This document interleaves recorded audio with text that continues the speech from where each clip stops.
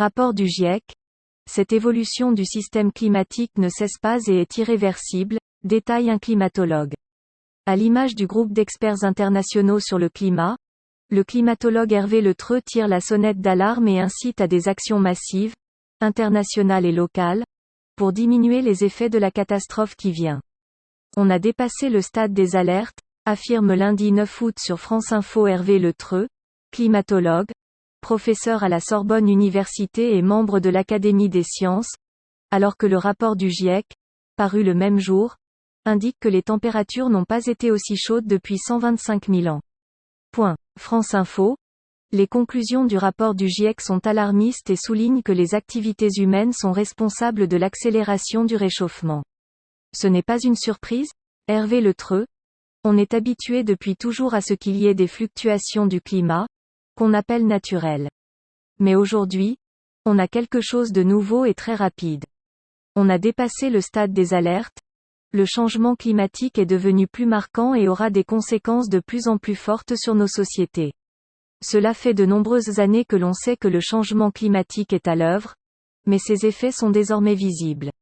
Notre adversaire unique, ce sont les émissions de gaz à effet de serre qui empêchent la planète de se refroidir et ont des conséquences multiples. Elles se stockent dans l'atmosphère et sont cumulatives. Au fil du temps, l'effet ne peut que s'accélérer, et c'est ce qui se produit aujourd'hui. Cette évolution du système climatique ne cesse pas et est irréversible. On n'a pas seulement un problème de réchauffement, on a un problème qui est également lié à l'eau, on l'a vu avec les inondations récentes. On a dépassé très largement aujourd'hui l'étape de l'alerte pour entrer dans une étape d'action concrète. Qu'est-ce qu'on fait? Comment on le fait? Aujourd'hui on ne peut plus se permettre seulement de regarder les choses qui évoluent.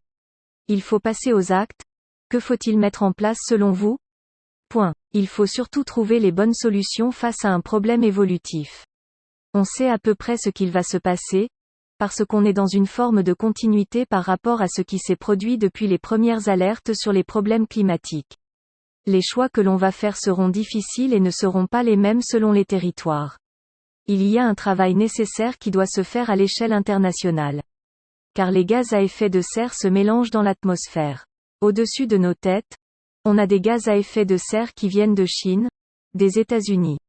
Et il y a un travail à faire à l'échelle de nos territoires, puisqu'ils vont être victimes de ces effets irréversibles comme le relèvement du niveau de la mer. Il faut se préparer et anticiper ce qui peut se passer sur nos territoires.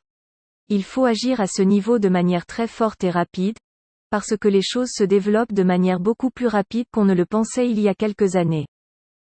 Le rapport du GIEC indique que le réchauffement de la planète devrait atteindre plus 1,5 degré Celsius par rapport à l'ère pré-industrielle autour de 2030, 10 ans plus tôt que les dernières estimations. À quoi ressemblera notre quotidien? Les situations qu'on a vues ces dernières années seront plus critiques et plus développées. Les événements extrêmes frappent déjà toutes les parties du monde. On ne peut pas avoir une solution unique, mais des solutions qui vont s'adapter à la nature des différents territoires. Il faut s'y préparer à l'avance. Il y a une réflexion adaptée à avoir sur les moyens de transport, sur l'agriculture, sur les zones vulnérables. Tout ça doit être pris en compte et être adapté selon les territoires.